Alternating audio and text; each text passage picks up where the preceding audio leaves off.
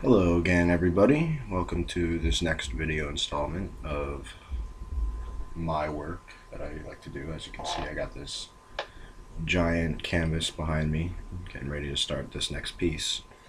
I'm sure you all in the last video saw the blue and what the cerulean blue technique all wound up being, and that was my painting of the ocean there. This next piece I wanted to do, it's going to be another landscape. It's it's a piece for my father, really. There's a little bit of Scottish heritage in us, and he's very fascinated with the land.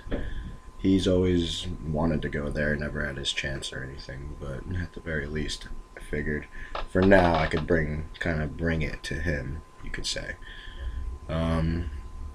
This one is very mapped out and planned out, unlike in the last video. The last piece kind of was going to go as I kept working on it.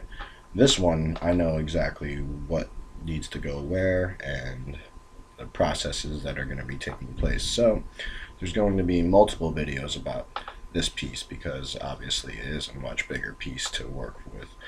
This is an actual stretched canvas, so the wood panels are taking a break for now. Gotta be there's a little more technique you gotta use on an actual canvas. But I digress. To start up with this video, my great grandmother once always told me that you need to draw out your detailed line work first because you can always go over them with painting, whether it be acrylic, a couple coatings of acrylic, or if you're going to use oils, especially that. You can always go over your pencil marks. But either way, what I got here is my graphite stick, my little 6B pencil, you could say. It's good enough because on the canvas, the board will kind of press inward as you make your marks and stuff.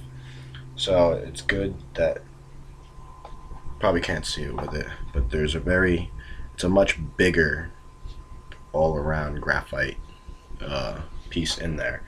Allows you to get these very good side striking motions, you could say. Those side striking motions necessarily don't cause that real dark point tip that most people would use with a regular pencil. The side swipe, you get just as dark because it is a 6B graphite piece, and you're also not leaving behind too dark of a mark that would stand out underneath the paint, basically. So, with that being said, let's see here. This piece is Glencoe in Scotland. It's a nice former volcanic ridge up there near Edinburgh, and it's got a few famous peaks. Some of them are sometimes referenced to as the Scotland's Three Sisters, you could say. These peaks are all relatively around each other, and it gives it a really good, cozy kind of feel, while at the same time really expresses certain lightings in that type of country, like those high mountain hills and highlanders and whatnot. Without further ado, let me try to get started on this. I have some references here. See, now I was up here starting off at this very little edge of the picture I'm doing. As I was saying, you want to kind of do those side strikes. It's not going to it's going to be a thicker line, but the line is not going to be as intense. Come down a little bit.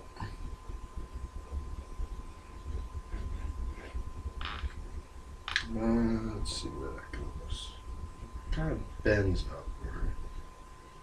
And in a strange way, you almost want to approach this as a gesture drawing when you're sketching out these lines.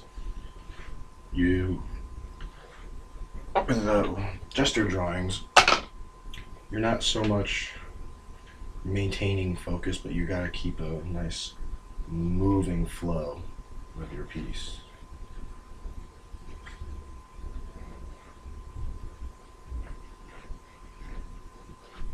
And come around.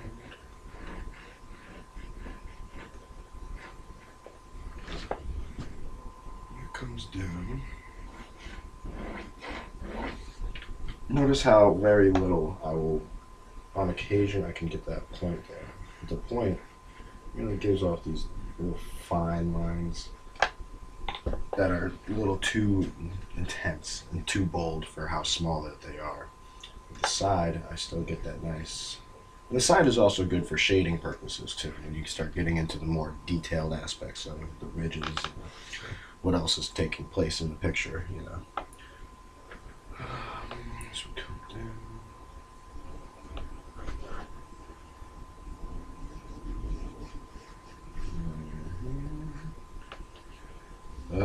Here's another one up here. Get the other one going. Back. Back. Keep it up. Now, depending on how you want to show the quality of this work, you don't necessarily want the line work can be tricky sometimes because you can inadvertently mess up and make marks that you don't want. There's always, as with any sort of piece, there's always risk for messing up and whatnot. But the beauty about painting is that most mess ups are easily fixable, no matter what you do.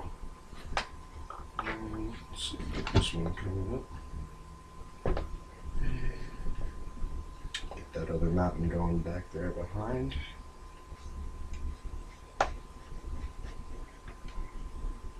Kind of bends and then drops down.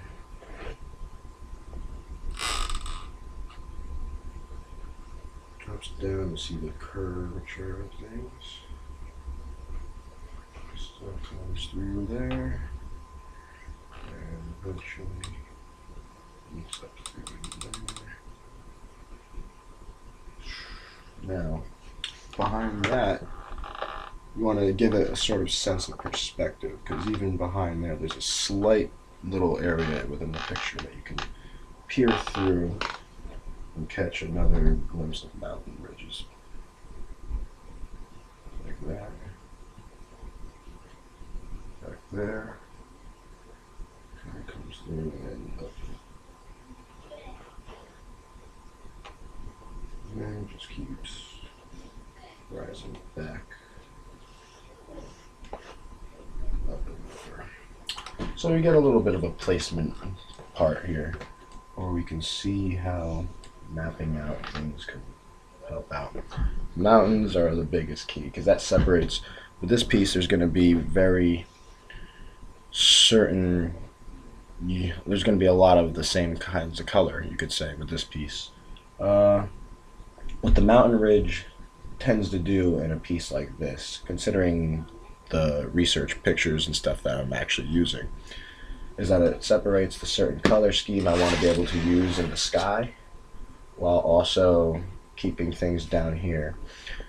It's not the same kind of technique as the uniform color that you would do in, like I did in the last video, but what it does, because you're using multiple colors, and instead of putting more colors on top of the colors you've already used, instead of doing it with that, it's easier to do something like this way, because you can separate and have that boundary. You can already see where certain things are going to be. It's hard to do things like that otherwise, because as long as you have a full side-to-side part being separated from another full side-to-side part, like you could say this whole piece is 2/3 mountain and scenery and 1/3 sky. So ultimately, those colors are going to contrast with each other as a split complementary kind of theme, so that stuff tends to stand out that way. that's it for tonight. Getting pretty late, but I wanted to at least jump in to this next piece for a little bit. You'll probably be able to see a little bit more. It's harder with the kind of lighting and the camera I use, but the outlines are there.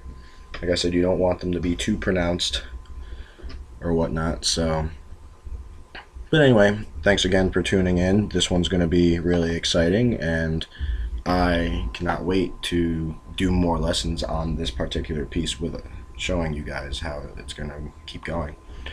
Hopefully my father likes it. I think he will. And I hope you all wind up liking it too. So, again, good night and sweet dreams.